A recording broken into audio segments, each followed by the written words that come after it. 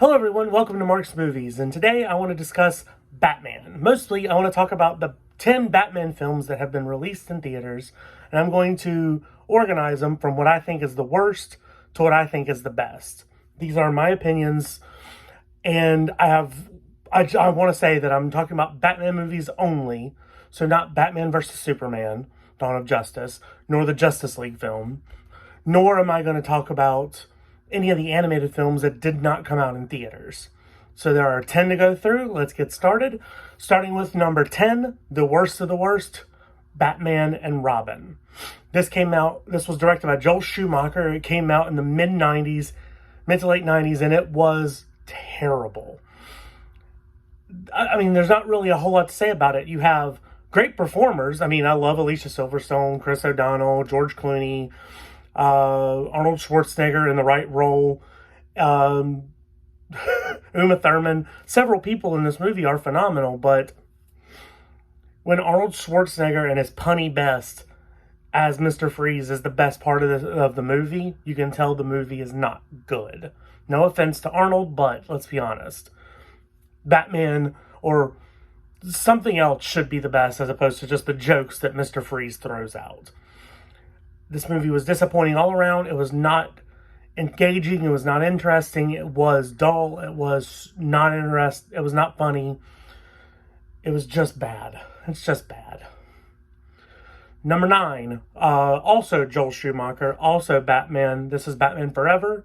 It came out a couple years beforehand. Val Kilmer is Batman this time. And besides him and Nicole Kidman, pretty much the rest of the movie is kind of disappointing. I mean, I love Jim Carrey, and his take as the Riddler was interesting and over the top, but he almost reminded me of the Joker. And he was also just very crazy. I mean, he was allowed basically free reign to do whatever he wanted, and Tommy Lee Jones looks like he was just chewing up the scenery to rival Jim Carrey. So the both of them back to back as Two-Face with Tommy Lee Jones and the Riddler was just not great. I didn't really like this movie, but especially by comparison to several others. The next one on the list, and I like this movie. It's very interesting. It's very entertaining. It's very engaging, but I have to put it down here because by comparison to the grittier, more realistic, more entertaining movies to come, Batman the movie that starred Adam West and Burt Ward as the Caped Crusader and Robin just doesn't hold a candle. It's very engaging. It's interesting. It's fun, especially if you liked the original Batman show from back in the 60s, but at the end of the day, it just doesn't quite hold a candle to what was to come, to the things that came after. All right, so I feel like the top 3 and the bottom 3 are all three are pretty obvious, and I think the 4 in the middle are where you really start to see, is where you start to have a debate. But here's how I do it. Number 7, I put as The Dark Knight Rises. This is the last film now this is a big jump between Batman the movie to The Dark Knight Rises, but I feel like there's just too many problems with this movie. For instance, 1, they take a lot of time investing our interest in this weird court that's going on amidst the chaos in Gotham that is ran by Cillian Murphy's Scarecrow. And it's just not really necessary. It's kind of fun and interesting, but at the end of the day, it drags on. The movie's already long. It doesn't need to be longer. This just drags it on. Second, Batman's money, Bruce Wayne's money, is all taken from him, but somehow he manages to get back from the prison where he is at, to Gotham City in no time at all, with no resources to account for. So I'm not sure exactly how that happens. And then there's the big problem of trying to convince us all that the child of Ra's al Ghul might be Batman, when if you know Batman, you know that Ra's al Ghul has 2 daughters. Neither one of them are Bane because he's a boy. Beside the point. But yeah, so it's obvious that Talia al Ghul is Marion Cotillard. Spoiler alert on that one, but I mean, it was quite obvious from the beginning for me, and I'm sure it was for several others. For these reasons, I have to demote it below number 6 on the list, which is Batman Returns. Now, I like Batman Returns. It's very interesting. It's fun. It's a Tim Burton movie. It expands on what he initially did in that first film, and it grows it, but I just don't think it's quite as tight, as good, as interesting as the first Batman. Batman Returns here, you got Oswald Cobblepot, played by Danny DeVito. You got Selina Kyle, aka Catwoman, played by Michelle Pfeiffer. And you have probably the best villain in the movie, Christopher Walken, who is doing his best to just be as menacing and diabolical and just evil as possible. And he is a phenomenal actor, so of course he pulls it off well. And then Michael Keaton, once again, has a strong performance in Batman. It's a little cheesy. I like setting it being at Christmas time, and it does up the stakes a little bit, but I do feel like it's not quite as good as the rest to come. Next on the list is Batman Mask of the Phantasm. This is the only animated movie on the list. This is from the same time period as when they made Batman the Animated Series in the early to mid-90s. And it's got the same cast. You got Kevin Conroy, the late great, as Batman. You got Mark Hamill as the Joker. You have a wonderful menagerie of characters from the show.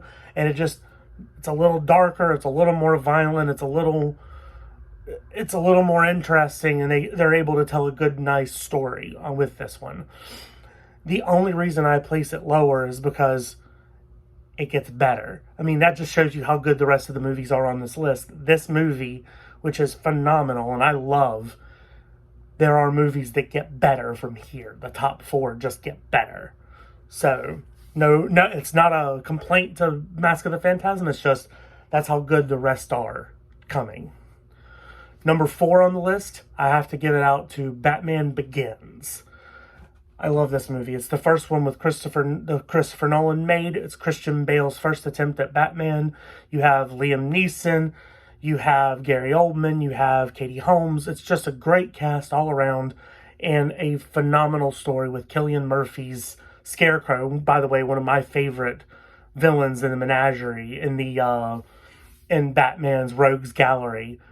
One of my favorite villains finally gets some limelight, finally gets some attention, and he is fantastic. One of my favorite parts of the movie.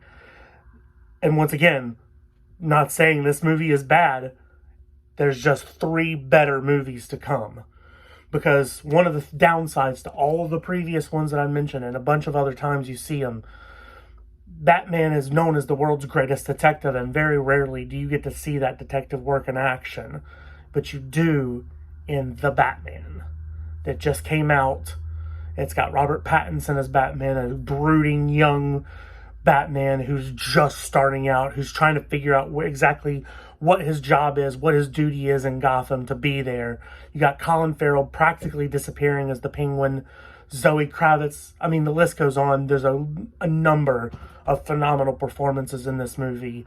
And I think it just beats out Batman Begins, but it also just falls short of number 2, which is Tim Burton's Batman. And the reason I put Tim Burton's Batman on the list is because I think it's about as good as The Batman. But then you have the fact that it was the first time that superhero films were taken as seriously as they were.